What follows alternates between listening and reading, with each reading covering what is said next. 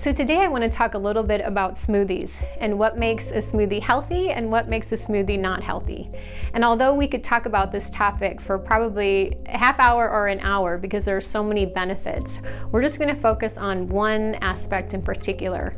And that is, if you are making smoothies and they are all fruit, so like my daughter loves peaches and bananas and strawberries, raspberries, if your smoothies are looking something like that, then that's a smoothie that's going to have a really high sugar content and it has the potential of spiking your blood sugar, which means within a half hour or an hour from now, you're going to end up probably feeling tired or wanting to reach for a stimulant like caffeine or chocolate.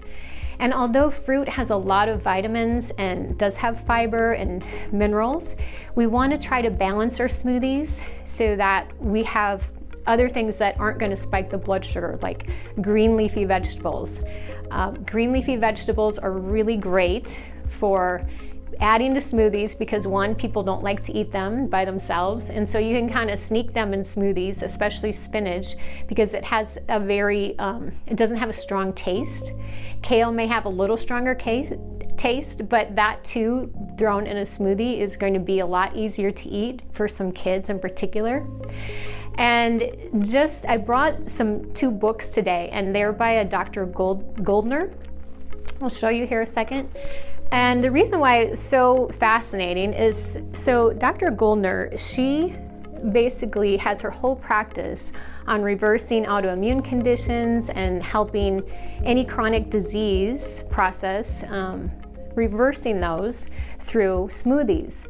And why smoothies, and then just a side note, this is her other book, and we're going to include a recipe, one of her smoothie recipes for you guys to check out. But the reason why she has so much success in treating autoimmune conditions or other people with chronic conditions using smoothies is because she's able to get all these minerals and nutrients in someone who might otherwise have a compromised gut going on, compromised digestion.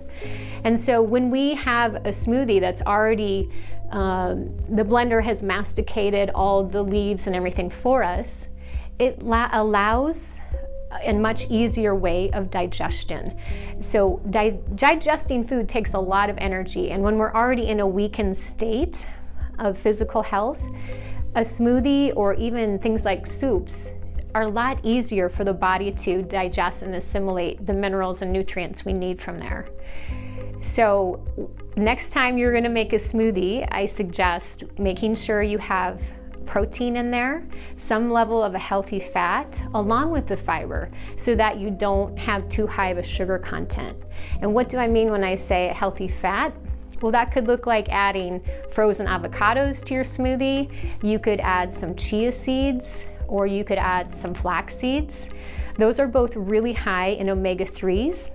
And I'd also recommend not buying pre-ground chia seeds or pre-ground flax because of the high omega-3 content. Those will oxidize quickly when they're exposed to air. So it's really best if you, like for instance, my blender will blend the seeds and break those up. But if you have a blender that isn't doing that, you may want to pulse those seeds in a coffee grinder and grind them at that time and then add them to a smoothie. But those really help add that healthy fat content and its anti-inflammatory component, and that will also slow down any of the sugar intake from fruit that you may add.